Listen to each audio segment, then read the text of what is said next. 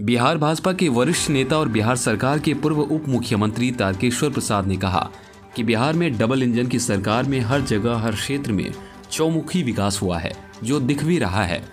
बिहार में सभी जाति, समुदाय और धर्म के मानने वाले लोगों के लिए सरकार ने न्याय के साथ विकास किया है। वहीं केंद्र की मोदी सरकार सबका साथ, सबका विकास, सबका प्रयास के तर्ज पर केवल विकास ही नहीं किया, बल्कि भारत को विश्व के मानचित्र पर स्थापित कर देश का सम्मान बढ़ाने का काम किया है। ये बातें भाजपा के युवा नेता अमित भगत और उनके समर्थक किशोर भगत के अररिया स्थित आवास पर पत्रकारों से बातचीत के दौरान कही। वो एक निजी मुलाकात में उनके भगत टोला स्थित आवास पर आए थे, जहां उनका फूल माला, बुके और शॉल भेंट कर सम्मानित किया गया। इस मौके पर उन्होंने एक सवाल के जवाब में कहा कि बिहार में एक ओर जहां बड़े पैमाने पर सरकारी नौकरी और बेरोजगार नौजवान को विभिन्न क्षेत्रों में रोजगार दिया जा रहा है, वहीं बिहार सरकार विशेषकर महिला शिक्षिका और दिव्यांग शिक्षकों के पोस्टिंग को लेकर गंभीर और संवेदनशील है।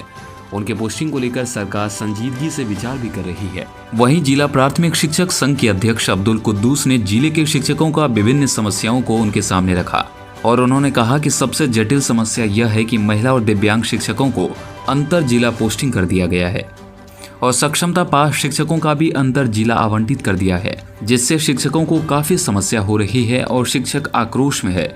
अध्यक्ष ने उनसे अनुरोध किया कि ऐसे शिक्षक को गृह जिला के गृह प्रखंड में उनका हस्तांतरण किया जाए। सर, किस तरह का अररिया दौरा था? देखिए, भारत सरकार ने 14 अगस्त को विभाजन विभीषिका दिवस के रूप में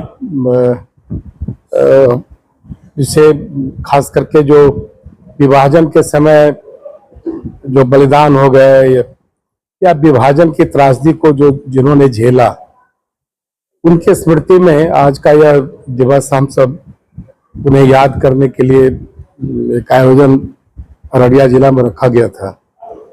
और स्वाभाविक है कि भारत 15 अगस्त 1947 को स्वतंत्र हुआ, लेकिन यह स्वतंत्रता अधूरी रही।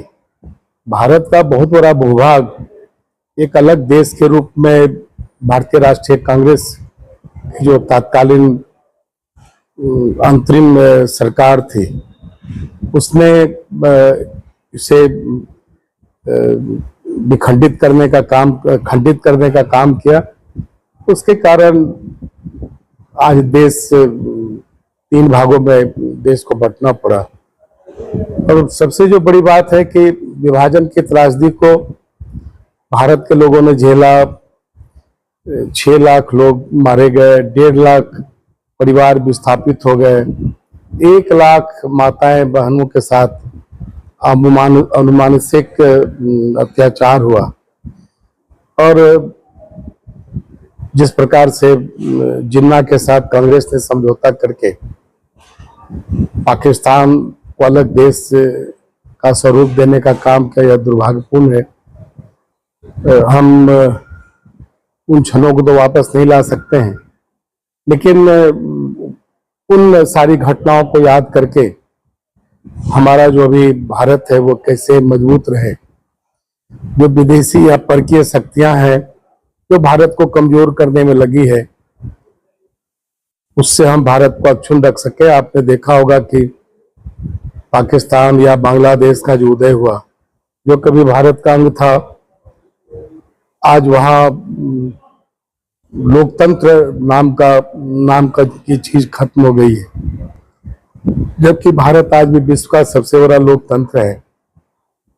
और इसलिए उन सारी चीजों से हमें सीखने की आवश्यकता है कि खास करके भारतीय राष्ट्रीय कांग्रेस ने जो तुष्टीकरण की नीति के तहत एक विशेष धर्म को संरक्षण देने का काम किया, जो वोट बैंक की राजनीति की। आज पश्चिम बंगाल में जो बांग्लादेशी हैं वो खुलेआम प्रवेश कर रहे हैं। जो तृणमूल कांग्रेस का आज वो मतदाता बन चुका है।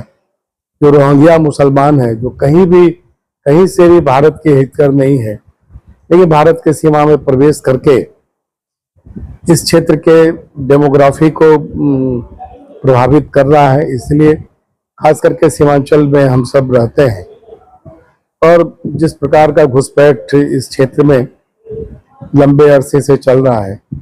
और उसके कारण जो इस क्षेत्र का डेमोग्राफी चेंज हुआ, परिस्थितियां बदली है, उससे हम सबों को सजग रहने की जरूरत है, जिससे कि आजाद भारत को हम सब अक्षुण्ण रख सके। तो बांग्लादेश में जिस तरह से अभी मामला चल रहा है, हिंदुओं को टारगेट किया जा रहा है, आपकी सरकार उसके बारे में? देखिए, ये दुर्भाग्यपूर्ण है। बांग्लादेश में जिस प्रकार से हिंदुओं को लक्ष्य करके उन्हें प्रताड़ित किया जा रहा है, हम सब इसका कड़ा प्रतिरोध करते हैं। हमारी सरकार सजग है और हम सब प्रयास कर रहे हैं कि बांग्लादेश के जो हिंदू हैं, जो कहीं न कहीं प्रताड़ित हो रहे हैं, उन्हें हम सब संरक्षण दें।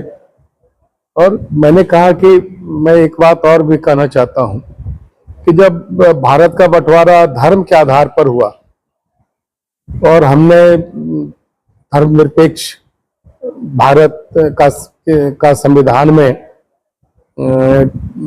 ढांचा दिया, लेकिन उसके बावजूद भी पाकिस्तान में आज वो मुस्लिम देश के रूप में उसे संवैधानिक मान्यता मिली। बांग्लादेश भी धीरे धीरे मुस्लिम राष्ट्र के रूप में जाना जाने लगा।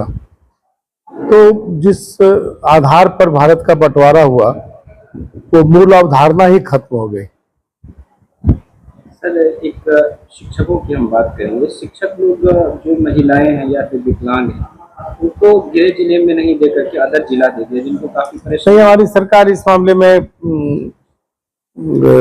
सजग भी है और हमारी सरकार ने कहा भी है कि खास करके जो महिलाएं हैं, दिव्यांग हैं, ऐसे लोगों को हम उनके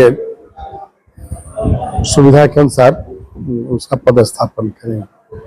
लड़िया के महादेव चौक पर स्थित बुलेट शोरूम के पास में द विजन इलेक्ट्रिकल इन दिनों लोगों को खूब भा रहा है।